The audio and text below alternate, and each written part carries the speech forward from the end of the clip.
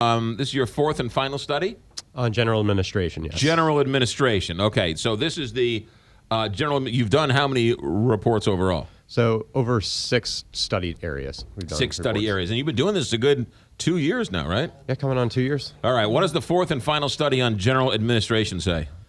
You know, essentially what we heard from proponents of the current fragmented structure in the region was, for all of its wards, like it or not, it reflects what people want.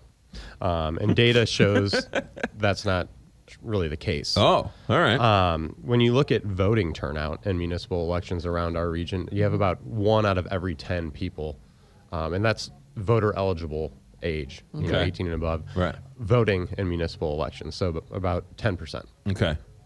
If you compare that to the national average for municipal elections, which is also low, it's less than half. So the national average is 21%. And compared to the turnout around the St. Louis region for a presidential election, a statewide election, voters turn out at a rate of about 60 to 70% at times. And so it's not that they're just not engaged in any political process. It's just that they're not engaged in the local political Well, process. the local elections take place off of the more traditional election times. Correct. So those are held in the spring, and that's what gets you results like in St. Louis County, 29 municipalities had their mayor elected with 100 votes or less. So that's about a third of the cities. Say that. Hold on. Wait. Say that again.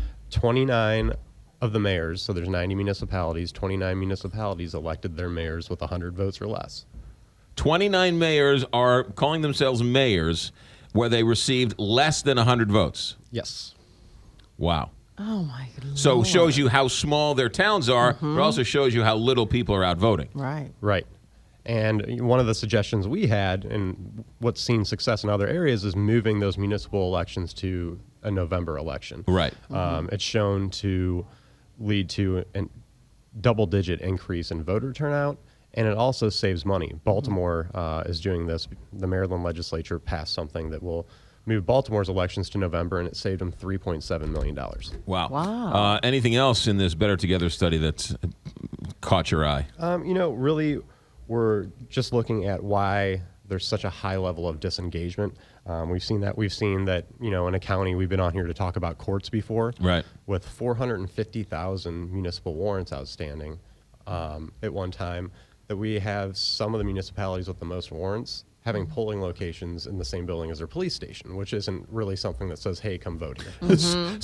So you vote in the police station, and where someone who has a warrant might not be so apt to sort of voluntarily walk into a police station. Or those who, you know, are disengaged with their police department. Right. And or who don't feel comfortable going to the police department. Right. And that's an important point, is when you hear the word warrant, you know, prior to our court study, I thought of somebody who robbed a store, or in St. Louis, it may mean that you're just poor and didn't show up to court because you couldn't pay a fine. Right. And there's a lot of that going around. So we've seen that can also breed a disconnect between governments and their citizens. So how many, did you have a number of how many polling places are at police stations?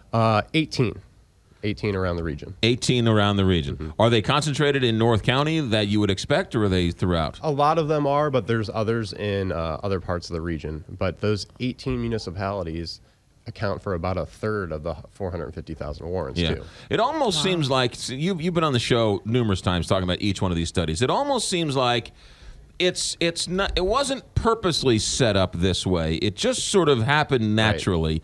And then you wake up in 2016 and realize that having a polling station in a police station just doesn't make any sense. Yeah, essentially, we've inherited a lot of bad structures and functions. Right. But now that we've had the Ferguson Commission, the Supreme Court of Missouri is looking into the courts, a lot of national reports, the DOJ came in. Right. I think history is going to judge us by how we address those things. Right.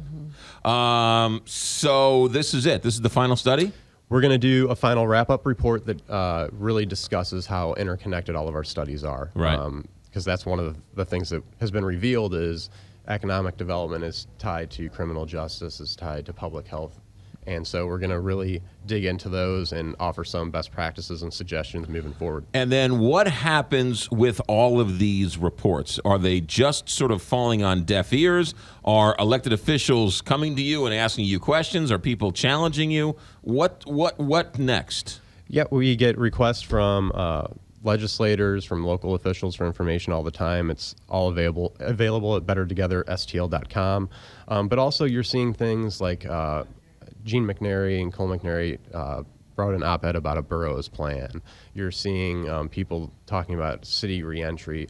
All of these conversations that are bubbling up, we think are a positive because the conversation is shifting after what we experienced in the fallout from Ferguson, losing the Rams, that we can do things better. We have a lot going on in this region that's positive, but we're not harnessing it the proper way. And so you are seeing these studies be part of arguments, either for or against, or positive or negative, but at least Better Together wanted to start a conversation, and you feel you guys have started that conversation. Right. And every time anybody uses our data to contribute and to get engaged, especially in a system that breeds disengagement, right, we think that's a positive. All right. Where can we read this final and fourth study on general administration? You can go to bettertogetherstl.com. 29 mayors elected with less than 100 votes. And 18 elections and 18 polling places and police departments. What's the mayor with the least amount of votes who won? Yeah.